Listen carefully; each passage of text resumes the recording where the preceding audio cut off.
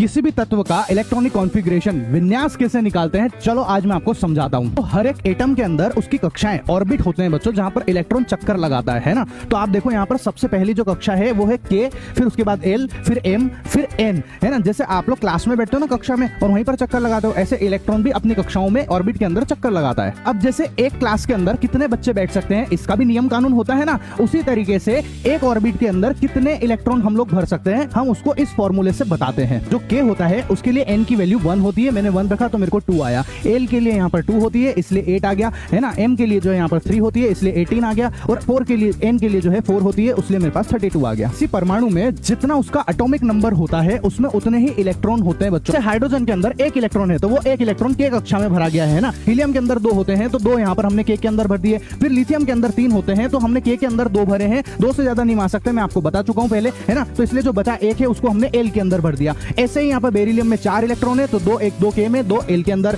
Boron के अंदर 5 होते हैं तो 2 जो है के अंदर और 3 जो है एल के अंदर भर सकते हैं। कार्बन में 6 हैं तो के में 2 भर दिए और एल में 4 आ जाएंगे। नाइट्रोजन में 7 होते हैं तो पहले 2 फिर 5, फिर ऑक्सीजन में 8, 2 और फिर 6, फिर फ्लोरीन में 9, फिर 2 और ये 7, और नियोन में जो है 10 होते हैं तो इसलिए 2 और 8 भर दिए हैं। 999 रुपए में मैथ्स और साइंस की लाइव क्लासेस आपको मिलेगी, जिसके साथ नोट्स बिल्कुल फ्री है। जल्दी से जाइए हमारी एप्लीकेशन आई कोचिंग को डाउनलोड कर लीजिए।